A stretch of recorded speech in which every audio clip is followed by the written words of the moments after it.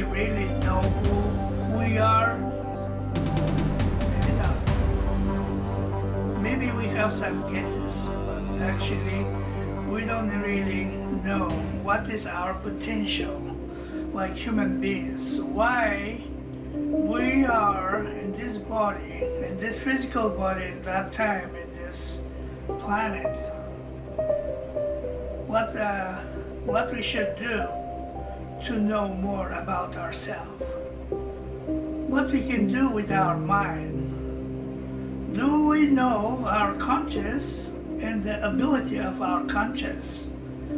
It's a lot of questions. Maybe many of you who are watching that video asking yourself, or maybe you would like to do something but you don't know how, and maybe you need some help. I don't know. So in this video I'm going to meet you with one very special man. His name is Sean McNamara. He's practicing out-of-body experience for many years.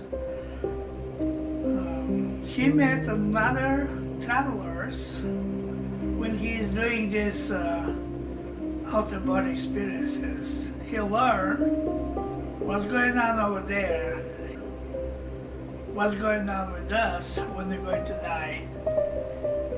Did we should be scared? Or maybe not? Also, we're going to talk with him about the telekinesis, about the remote viewing, and yeah, that will be very interesting. And ladies and gentlemen, take your seats and watch careful. And please don't forget to subscribe. UFO Disclosure Bulgaria.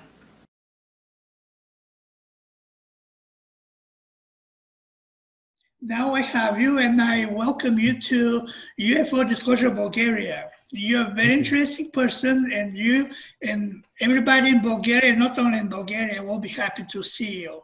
And I'm very sorry that you cannot participate in our International UFO Conference 2021, but now we have you. And really very happy to have it now, and we can talk for your job, your interests, and I'm very thankful for your book. I have only that book from you. Now I know a little more about you, a little bit more about your secrets. Well, so you said that in your childhood, in that time you've been in many different cities, many different continents. And the most interesting thing I found about your adventure was when you and your friend was in the ocean, and then you was scared because it looks like you was very in the ocean, and the beach was too far. Even you cannot see the lights of the city. And then you were scared, and both of you start to pray for help. And then unexpectable, something happened. Suddenly, the waves of the ocean come and they help you to push you to the beach. And then when you was in the beach, you said, actually, years later, you find that actually that is not a miracle. But before, you thought that maybe this is a miracle. So what do you think today? Is that was a miracle or not? To be safe. Yeah, I still think it was. And so what happened was we were caught in a rip tide, so one of those tides in the ocean. And we were so exhausted from fighting the waves. I was scared that we were going to drown at night in the ocean. And eventually a wave came, but we were praying. My friend and I were both Catholics, and we were going to church together. So we were praying all these Catholic prayers, the Our Father, the Hail Mary. And, and then the wave came and kicked us onto the sand eventually. That's a short way of putting it. And I thought, well, maybe something happened. But scientifically, this is what riptides do. And people are trained who are swimming in the ocean. They're trained to don't fight the riptide, but go with it and swim parallel to the beach. And eventually you'll be taken to the sand anyway. So that's what happened to me and my friend, is we were so exhausted from fighting. And luckily we had that boogie board so we could float and rest. If we didn't have that, we probably would have just collapsed and drowned. So we naturally, because of our exhaustion, we had no option but to just let the waves do what they were going to do anyway. And we ended up back on the sand. And it was, I saw a nature program on TV or something after that explained this to me. And I thought, oh, okay, so the praying didn't do anything. That wasn't a miracle. Nobody saved us. And that kind of just helped plant that seed of doubt about, is there something more? Or is this whole thing about God or a higher power, is it completely a myth?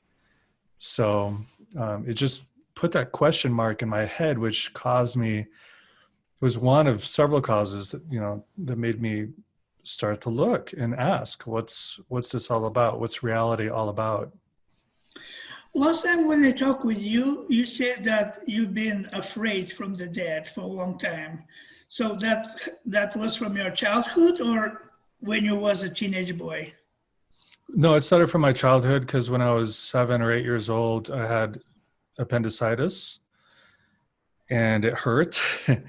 And my appendix ruptured as the doctor was removing it. That's what they told me afterward. And so I think that's when I gained my first understanding that we're mortal and that death is going to come eventually and it might hurt a lot. And maybe it's just because I was at that certain age that I just started getting very paranoid about it, or just thinking about it all over and over and over again. And as I grew up, different things happened to remind me that I was mortal. When I was in high school, I grew a growth in my chest and they had to cut it out, and it wasn't cancer, but they did the biopsy, which took a few days. And there's always that question, oh, do I have cancer? And luckily I didn't. But then a year later, it grew back, another lump in my breast. And men can get that. Men die of breast cancer sometimes. And, but again, it wasn't cancer, but it was like another reminder. And then when I was in my mid-20s, I had heart surgery, which was, it's never comfortable. And even though it was a minor operation, there's always that risk. And it was another reminder of my mortality.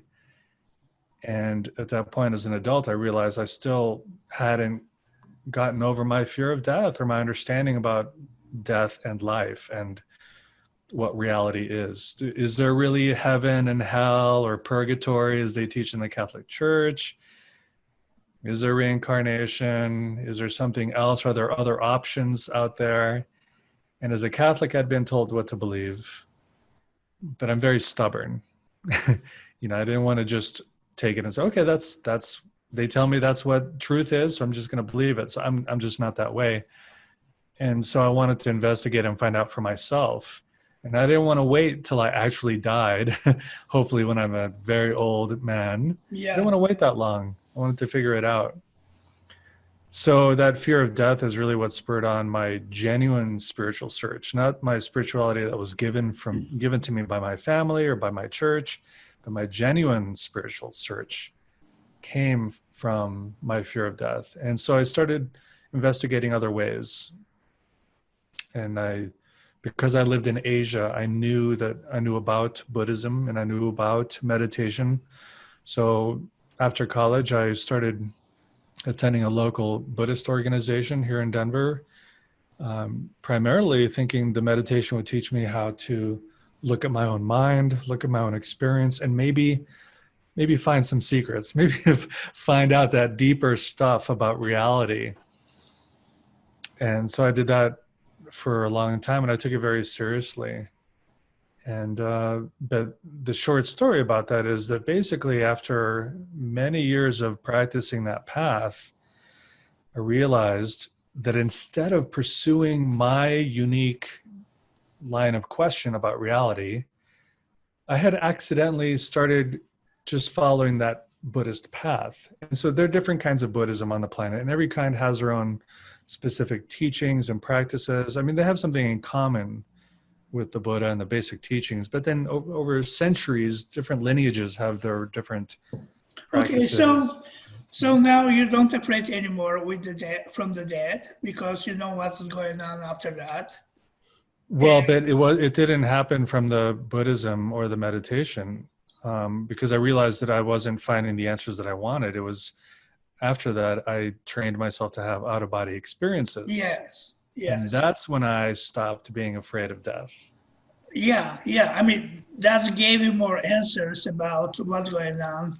Mhm. Because in this book, you're talking about when one time when you actually maybe many times that happened when you was an out of body experience. You met some people or beings which looks like they was dead, and they asked you, "Are you dead?" And you said, "No, I'm not dead. I'm just experiencing out of body."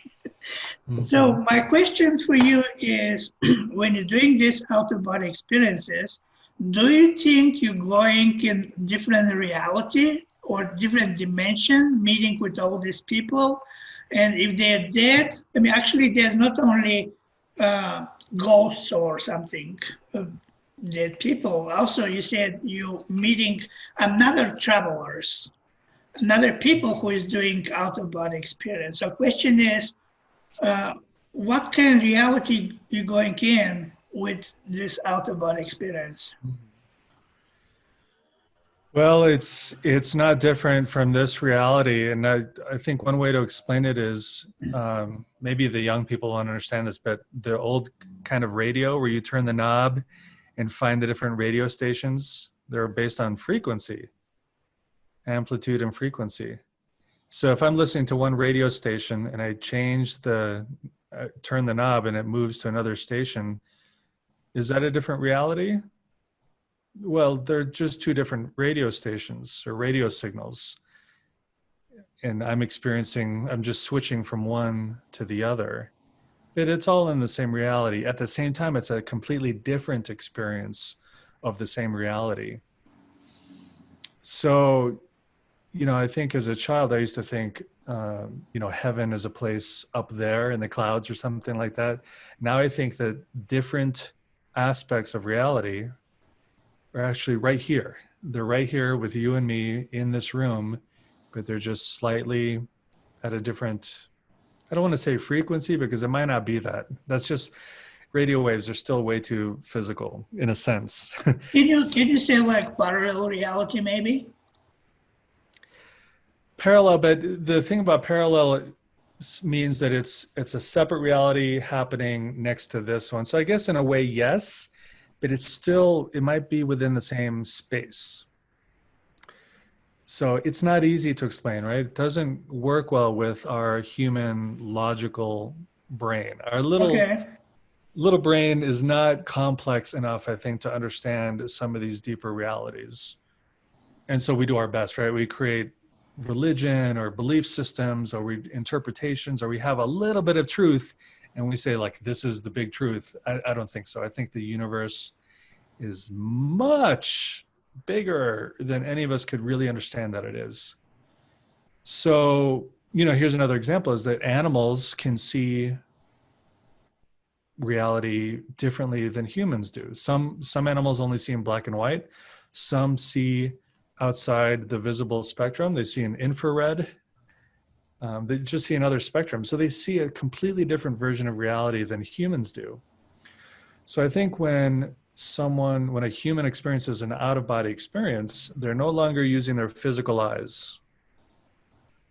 They're using direct perception of the mind, not the brain, but mind, the consciousness, non-physical consciousness. Now, of course, because we're still alive when we have an out of body experience, the brain is involved and it's trying to translate the information. And so there's a lot of difficulties that happen with the out of body experience. So it's not plain and simple. It's not like, you know, the out of body experience is always the same kind of experience. There are many different kind of experiences people can have. again, there are different frequencies or there are different levels of awareness in the out-of-body experience, in consciousness. So it's actually quite complex. But sure, in a sense, we could say there are parallel realities, or we could say that there's one reality, and according to our level of consciousness, or what we're attracted to, or how we like to filter experience based on our tendencies, our karmic tendencies, our biases, our history, our way of understanding, that's going to have a big decision in what we perceive and how we perceive it. So my understanding is with changing that frequency, you can go to different areas with your out-of-body experience and getting knowledge of these areas, or not? Well, technically, yes. Someone who's very skilled at shifting their consciousness could do that on purpose. I'm not that skilled. When I have an out-of-body experience, I let go. For me, I used to want to have control when I started, and I wanted to go to certain places. But what I realized was I would always have a better experience if I just let go and trust that my higher self or the universe or larger consciousness had a plan for me. And so I just let go and let whatever happens, happens. But there is a group, an organization called the Monroe Institute from Robert Monroe. He founded it, and he was very skilled. He worked in production, in audio production. And this was back in the 1950s and 60s, I believe. And he learned how to use different sound frequencies to affect people's brains and consciousness.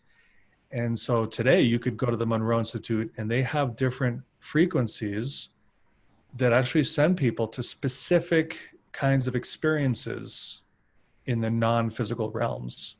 I've never been there. So what I'm sharing is based off of what I've read from Robert Monroe's books and from their website.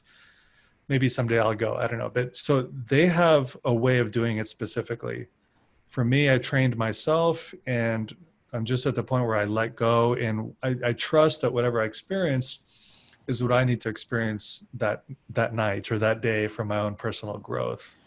How far you can go right now? I mean, not right now, but usually, how far you going with your mind? Well, I mean, it's an interesting question because distance doesn't really have anything to do with it. We could say, I've been to outer space. Yeah. That's my question. But I've been to places that might be on another planet that resembles Earth. But I can't say for sure. Maybe it was right here, but a different version of this reality. So, and I've been to places that seem to be like an afterlife experience where people go immediately after they die for recovery. I went to a place where some children were in shock and they were being treated. But I don't know if that's just someplace here in this physical reality, maybe off the planet somewhere, or maybe it's just someplace completely different, or maybe it's exactly right here. Maybe it was in my living room that night, but just a slightly different frequency. So it's really difficult to speak about this in terms of distance or location in space, because I don't think it's about that. It's not about that at all. It's about another dimension, which again, because the human brain is so used to 3 dimensions or 4 with time, that's basically what we can anyone can understand. But it's one more dimension. Mathematically, people can understand that, but most people don't do that kind of math. So it's just very difficult to understand. You have to actually have the experience to go, oh my God, I went somewhere amazing. And it seemed really far away, but at the same time, I don't think I actually went somewhere. I just had a different experience of this right here. So it's very strange. Mm-hmm. Yeah. So when you're doing this out-of-body experience, you said you met with another travelers in the time, and with dead people. How are you recognizing who is dead and who is a traveler? Well, it's the ones who I met who were in shock. They just recently died. They were just in shock. Like they didn't really understand their situation. And the interesting thing is in that state, the out-of-body state, the non-physical state, a lot of communication doesn't happen with words. Or maybe they have different frequency. And It you could can be, feel it with your but there's mind. a lot of communication or understanding that's instant. It's mind to mind. That your intuition is just a lot more expanded because the brain is not getting in the way. Our physical brain, while we're awake and conscious, is a filter. It helps keep out a lot of information that we don't need to survive. So it helps us survive in the physical body. It has to block out a lot of information. In the out of body state, while we're out of body, the brain is not serving that role, at least very much, because it's back with the physical body. That's a more complex topic, but so we're just more perceptive and there's more instant direct understanding of the situation and the other people or beings that we might perceive. So there's just a certain knowing, but you can also just tell, like, this person doesn't understand what they're experiencing. They're in shock. Maybe they need help. And other beings, like, oh, this is their home. They're here all the time. And then there's a lot of mystery too. Okay, let's open the other page, another page from your curiosity or your interest, or even maybe something more of that about telekinesis. I watch many of your videos, and this is very impressive. Even if you are able to move with your mind something super tiny and light, that still it's cool. Why are you doing this? Well, I wanted to learn how to do it because I wanted to find a way to show people the power of their intention, of their mind, and also the fact that we are more than just skin and bone, that we are non-physical beings in our bodies. And that means that to some degree, we're not limited here, that we are interconnected with the whole universe on some level. And this is something that many religions and many spiritual traditions understand, that we are interconnected. And I wanted to learn telekinesis after learning how to have out-of-body experiences because I knew that I couldn't show someone me leaving my body as evidence for being non-physical. But I could show someone what telekinesis is like in broad daylight with their own eyes, and I could show them how to do it themselves very quickly. Or that was my goal in the beginning. So I needed to learn how to do it first. And that took some time. That took about 2.5 months. I was watching other videos online and applying what I knew about meditation, about working with energy, subtle energy. And after 2.5 months, I figured out how to do it. And I got better and better, and then developed a protocol, a training system that makes it very easy for people to learn. And then I thought, okay, this can be some form of evidence, perhaps, not proof, but evidence that we do extend beyond the boundaries of our skin, that we do affect our environment, that our emotions have an effect on ourselves and what's around us. Because a lot of the time I would, over time I realized that if I was relaxed and in a positive mood, I was very effective. If I was trying very hard, if I was stressing out, if I was forcing, it wouldn't work at all. So for me, the telekinesis is not only evidence about our non-physical connection with the rest of the universe, it's also a beautiful way to meditate and to train ourselves, train our physiology, our body and our mind to relax, to let go of control, and to tune into our deeper selves, to tune into our state of mind. So in a way, when I'm moving a little piece of paper, tinfoil, it's really just behaving like a biofeedback device. When I'm in the proper state of mind, it moves. If I'm too stressed out, or if I'm not in the right state of mind, it stops. Which is interesting because I think a lot of us feel very disconnected from the world. We just feel separate, which can be kind of depressing or stress-inducing sometimes. So there's that cycle of stress and separation. But we can use this telekinesis or other kinds of meditation. I think this is what meditation in many traditions does for people, is it releases the tension, releases the stress, and then we automatically feel more connected with ourselves and with the world around us. So telekinesis can serve as a spiritual tool or a psychological tool for people as a daily meditation. Once you learn how to do it, you can do it very quickly. once you know the technique, and just do it for 15 minutes or a half hour a day, and you automatically learn to drop into your body, breathe deeper, breathe with your diaphragm into your belly, and just relax. And the object will move. And so you know you're in the right state, and you just do it. And there's a breathing technique that's very relaxing, and it circulates your energy in your body. So I think it's kind of actually healthy that way. So A long time, I mean, not a long time ago, but maybe 70s, Uri Geller from Israel, he was able to change the structure of the spoon and forks, you know. And also I watch a video of your people who you're training, and they was able to do also the same thing. So this is about the power of the mind, change the structure of the metal. yeah, I think, there's a lot of evidence for something physically happens to the metal in the fork or their spoon when people do psychic spoon bending. So something's happening there. We don't know exactly what's happening there. There are a lot of theories about something, either we're affecting it directly with energy, or energy is entering from some other place because of our request or our command for it to change its state, to bend or melt. But because you mentioned Uri Geller, I should note that what I do and what I teach people to do is very different from what Uri Geller does. He's very powerful. He can just hold a spoon and make it melt, or he can put his thumbprint into it. So he can do a lot of amazing things. But anyone who's read his biographies or seen some videos about him understands that when he was a child, he had a direct interaction with a being that may have been an extraterrestrial being. So when That's he was a boy, interesting. when he was a boy in Israel, I think it was in Israel, but he was playing in a garden of an abandoned house, and he was just by himself as a little boy, and a light came down, like a being of light, and then it shot light right into his head.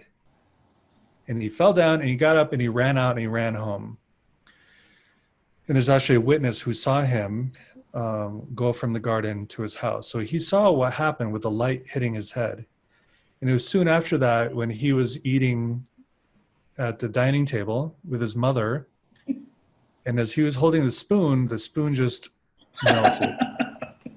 And then he realized in school, when he was a child in school, he wanted class to be finished. He was very bored. All kids want class to be finished early. And he learned that he could make the hands on the clock move faster, or they would just instantly move to the end of time. And so his teacher would just see the clock and then ring the bell, and then class was over. And he could do that with people's wristwatches, just put his hand and move the hands around. And he started to understand that he had these strange abilities. And I think the understanding that he's said in his books and other places is that some other force is working through him. Maybe it's related to that ET. People who've read Andrea Puharich's biography of Uri Geller will understand they have a relationship with these beings called the Nine, these extraterrestrial intelligences that communicated with them. So they work through him.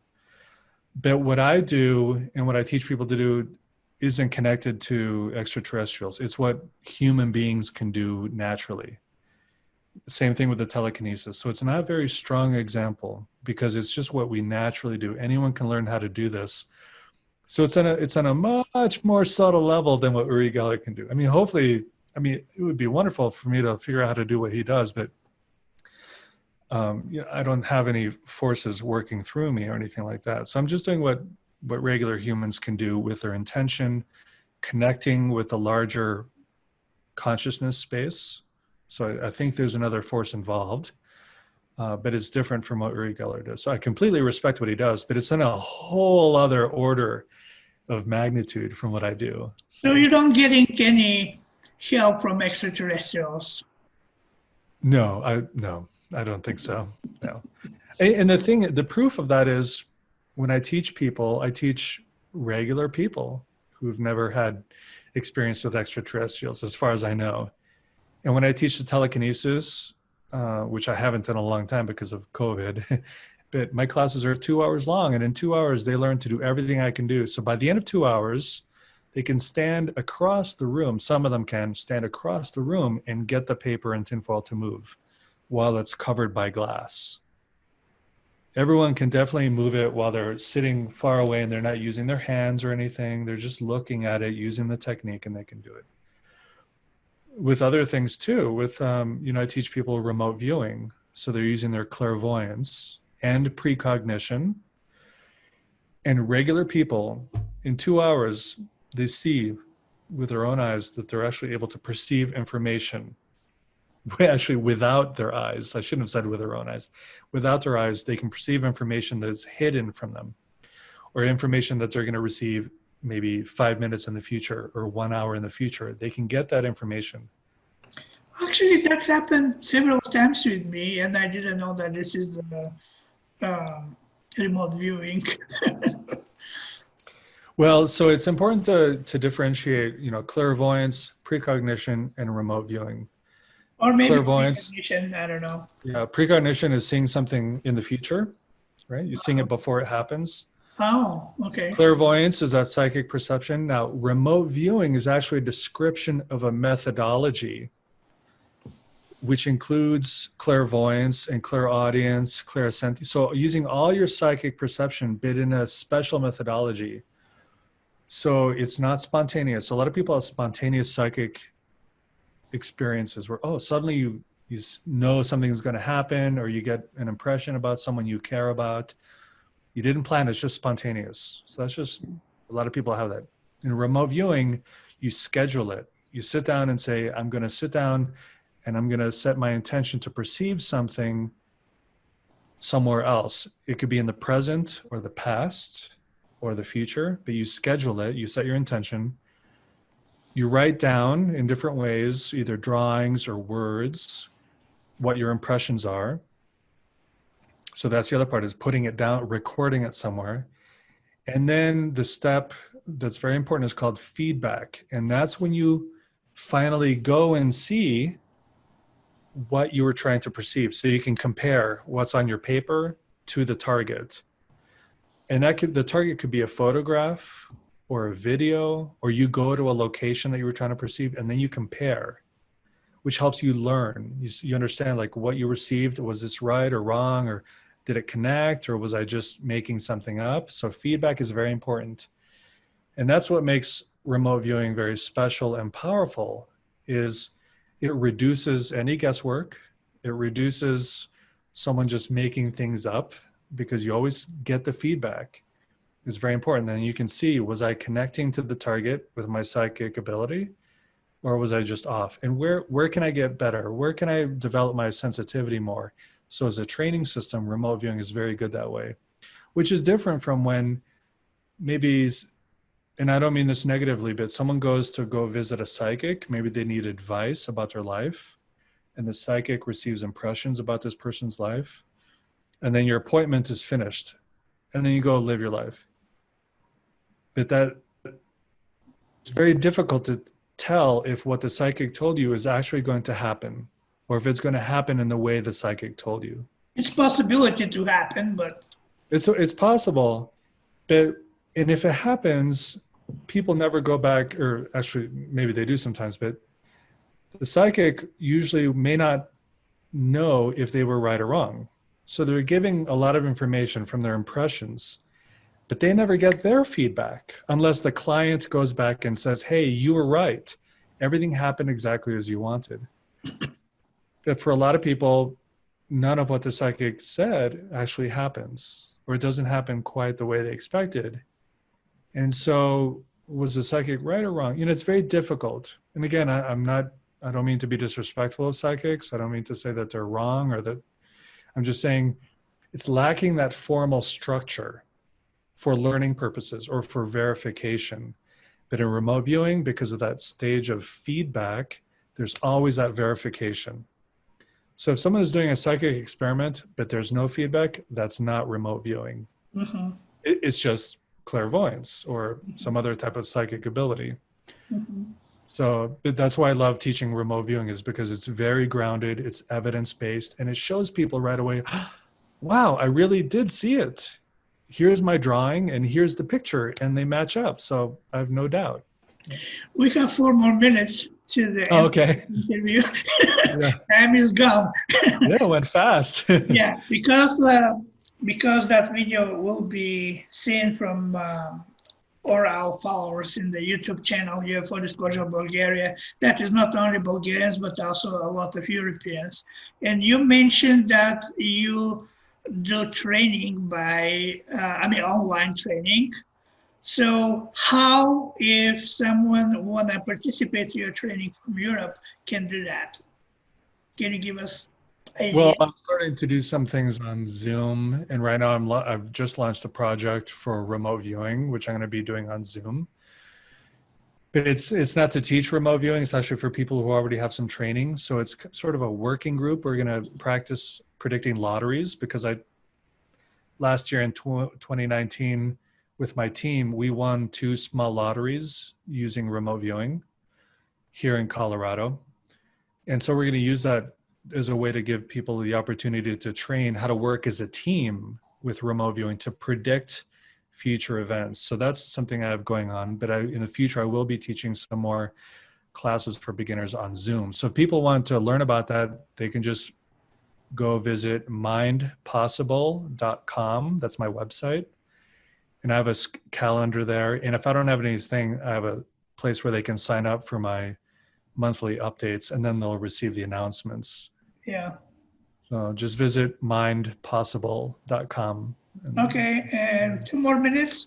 What do you want to, like, final words, but not final of this world, this life, final for this interview or conversation. What you would like to say? So looks like we can develop this not exactly superpower, but something to learn more who exactly we are, like a nature, like a souls maybe, or like a conscious. And yeah, go ahead. Well, yeah, I think for me, training in psychic abilities is my spiritual path now because there's no dogma, there are no rules. It's a free way to explore my experience of being alive in the body and outside the body. And it's something anyone can do. I have the instructions in my books or instructions in other books and online.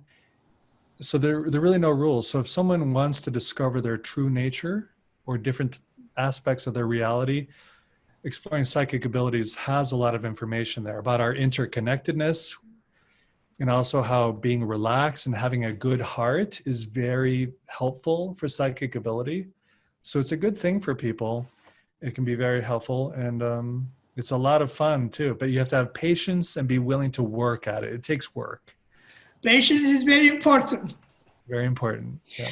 All right. Thank you very much to have you with UFO Disclosure Bulgaria, and maybe we'll meet after Corona in live. Oh, sounds good. Thank you so much. Okay. Thank you, Sean. Have a good day. Bye-bye. Bye.